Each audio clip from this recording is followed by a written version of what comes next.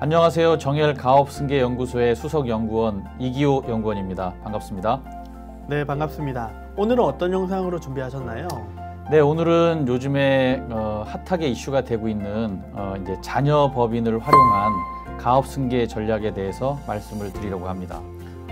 그러면 먼저 가업승계를 위한 지원 제도에 대해서 간단한 소개 부탁드리겠습니다. 네, 먼저 그러면 이 자녀 법인을 활용하는 것도 가업승계 전략의 일부이기 때문에 기존의 가업승계 전략 지원에는 어떤 것이 있는지 한번 살펴볼 필요가 있을 것 같습니다. 그래서 우리가 익히 잘 알고 있는 첫 번째 이제 가업 상속 공제에 대해서 먼저 말씀을 드리도록 하겠습니다. 상속증여세법 제18조에 의거해서 가업 상속 공제 지원 제도가 이제 우리에게 제공되고 있는데요. 잘 아시죠, 대표님들? 이제 적용 대상이 어떻게 되고, 그 다음에 공제 한도, 그 다음에 피상속인의 자격 요건 이런 것들이 많이 있는데 작년에 비해서 올해 상황이 많이 좋아졌죠. 예, 공제가 혜택이 더 좋아졌다는 얘기입니다. 먼저 제일 큰 것은 한도가 늘어났습니다. 예전에는 이제 10년 이상 200억 원, 그 다음에 20년 이상 300억 원, 그 다음에 30년 이상 500억 원에 대해서 이제 공제를 해줬었는데 공제 한도가 늘어났죠. 100억 원씩 늘어났습니다. 10년 이상에 대해서 300억, 20년 이상에 대해서 400억, 30년 이상에 대해서 이제 600억으로 공제 한도가 늘어났죠. 그 다음에 피상속인은 돌아가신 분입니다. 돌아가신 분의 지분 요건도 바뀌었죠. 옛날에는 최대 주주여야 되고 지분 50%를 10년간 유지하고 있었어야 되는데 이것이 이제 40%로 낮아졌고요. 역시 10년간 유지하고 있으셔야 됩니다. 최대 주주셔야 되고요. 사후 관리 기간이 이제 많이 좋아졌죠. 예전에는 7년 동안 유지했었어야 되는데 이게 5년으로 기간이 줄어들었고요. 중분류에서 대분류로 늘어난 거 이런 것들은 여러 가지 사항 중에 하나이기도 하지만 중요한 거는 이제 이겁니다. 고용 유지에 대한 조건이 굉장히 좋아졌거든요. 예전에는 이제 인원에 대해서만 이제 카운팅을 하다가 그건 좀 불합리한 면이 있죠. 왜냐하면 물가가 계속 상승되는데 고용 유지 인원만 갖고 하기는 힘들기 때문에 이제 급여 총액, 총 급여액을 가지고 하는 것으로 이제 병행해서 평가가 되고 있었죠. 그래서 매년 80% 이상, 이제 좀 100%가 아니라 80% 이상, 그런데 7년 동안 총 100% 이상을 맞춰서야 되는 그 기준이 이제는 바뀌었습니다. 5년 동안 90% 이상만 유지하면 되는 조건으로 바뀌었기 때문에 여러 가지로 좋아졌다고 이제 말씀을 드릴 수가 있을 것 같습니다. 그 다음에 또 하나 중요했던 것은 이제 그 자산 유지에 대한 기준인데요.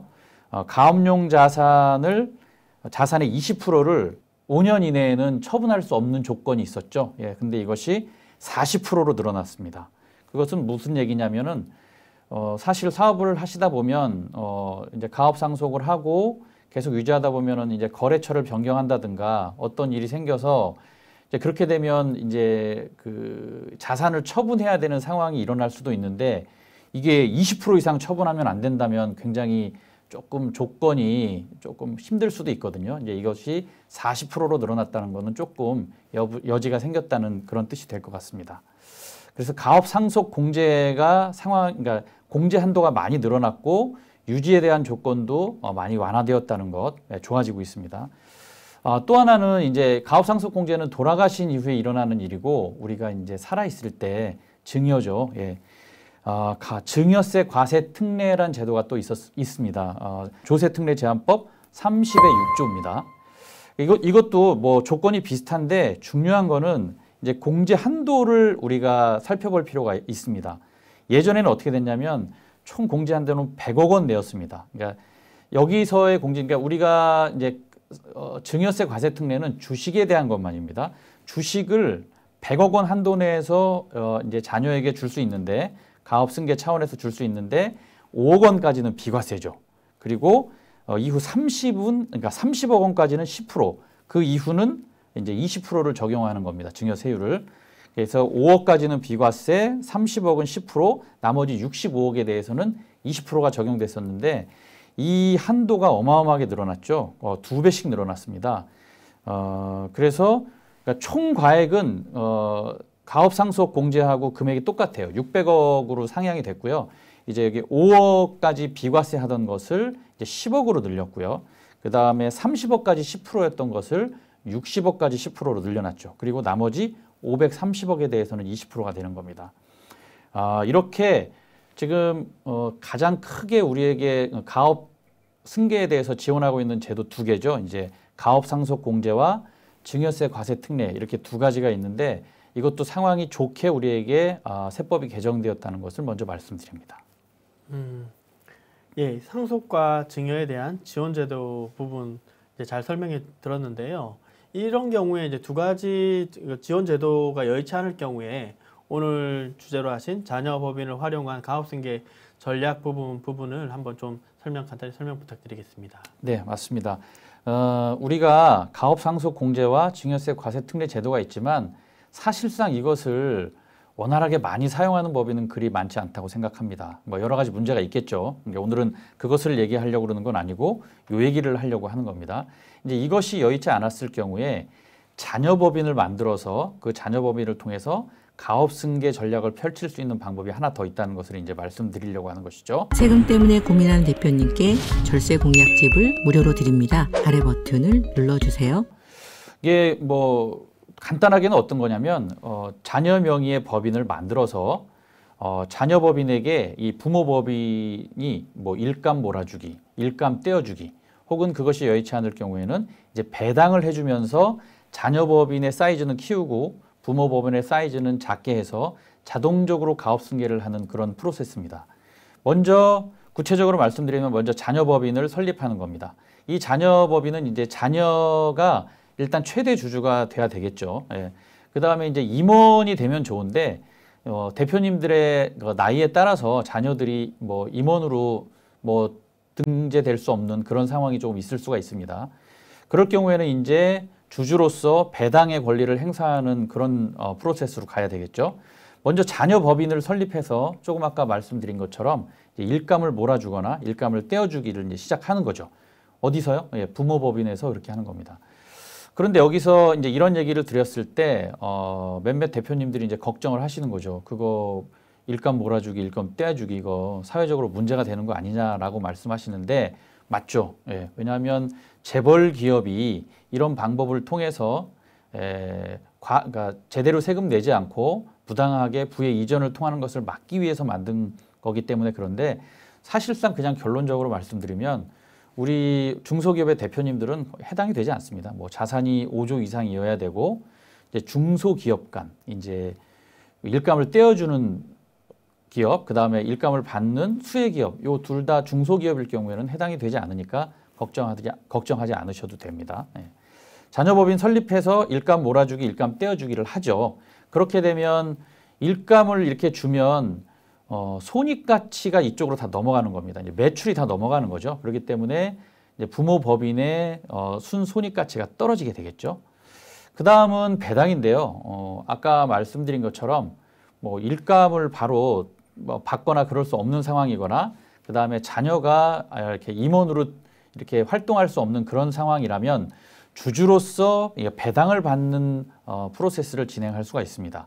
이럴 경우는 배당은 이제 손익가치는 아니죠. 이제 자본에서 이루어지기 때문에 이제 자본 거래가 되는 거예요. 그래서 순자산 가치가 부모 법인의 순자산 가치가 이제 하락하게 되겠죠. 이렇게 되면 부모 법인의 규모는 자동적으로 축소가 됩니다. 그러면 여기에 따라서 나중에 이제 자녀가 또 임원으로 등재되고 정상적으로 사업을 하게 되면 자녀 법인의 자생력은 확보가 되겠죠. 그러면 자녀 법인의 가치는 상승합니다. 주가도 같이 상승하게 되겠죠. 예. 처음에 그 자녀 법인을 설립했을 때는 이 부모 법인의 가치가 높기 때문에 부모 법인의 주식, 그러니까 주식을 이렇게 사오거나 증여받기가 조금 부담스럽습니다. 왜냐하면 가치가 너무 커져 있기 때문이죠. 그래서 처음에는 아주 적은 지분의 주식을 확보할 수가 있는데 그렇게 해서 나중에 자녀 법인이 이렇게 자생력을 확보하고 가치가 커지면 그때 부모 법인의 지분을 확보할 수 있게 되는 겁니다. 그렇게 되면 부모 법인은 자연적으로 이제 규모가 낮아지고 가치가 낮아져서 이제 수순을 밟게 되는 거죠. 이제 청산을 하게 되거나 아니면 자녀 법인이 뭐 인수하거나 합병하거나 이렇게 되는 프로세스를 거치게 되는 것이죠. 이렇게 되면 자녀법인을 설립함으로 인해서 특별히 무슨 가업상속공제나 증여세 과세 특례 없이도 부모법인을 이렇게 가업 승계를 하게 되는 그러한 효과를 볼 수 있게 되는 겁니다. 지금 뭐 자녀법인이라고 제가 말씀을 드렸는데 우리가 여기서 뭐 많은 얘기를 하죠. 뭐 특정법인이라는 표현을 쓰기도 하고요. 뭐 홀딩스라는 표현을 쓰기도 합니다. 다 같은 의미로 이렇게 받아들이시면 될 것 같습니다. 네, 대부분 중소기업 대표님들이 모르시기도 하고 하지만 이제 이 영상을 통해서 대기업이 아니기 때문에 가능하다라는 부분들은 인식을 하셨을 것 같아요.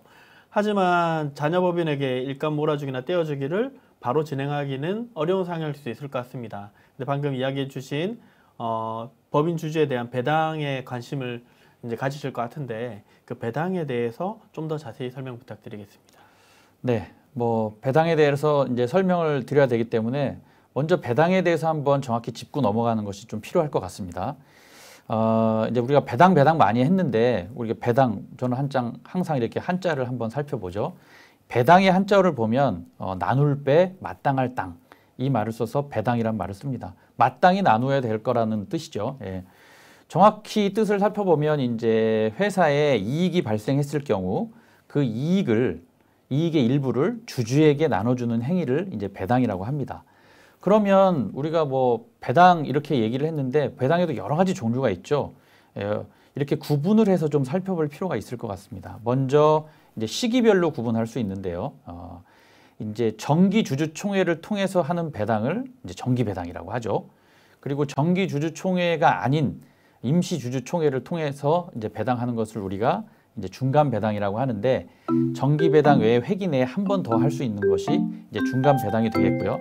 이것은 상법 462조의 3에 의거해서 정관에 중간배당에 대한 규정이 없이 진행하면 위법입니다.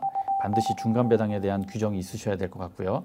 세금 걱정 없이 자산을 늘리는 대표님이 있는 한편 평생 모은 자산이 세금 때문에 절반으로 줄어드는 대표님도 있습니다. 무엇이 이런 차이를 만들까요? 세금 지식의 차이 때문이 아닙니다. 회사가 실적이 없기 때문도 아닙니다. 물론 인맥이 없어서도 아닙니다. 그것은 특별한 정보와 실행력의 차이 때문입니다. 사실 큰 자산을 소유한 분이나 존경받는 가업승계를 이룬 회장님들, 세금 걱정 없이 노후를 즐기는 자산가들도 모두 특별한 절세 솔루션을 활용했습니다. 17명의 전략세무사와 10,000개 이상의 솔루션 경험을 통해서 성공적인 절세 솔루션의 공통점을 찾았습니다. 대표님도 행복한 자산가가 될 수 있습니다. CEO를 위한 절세 솔루션 상담은 지금만 무료로 신청이 가능합니다.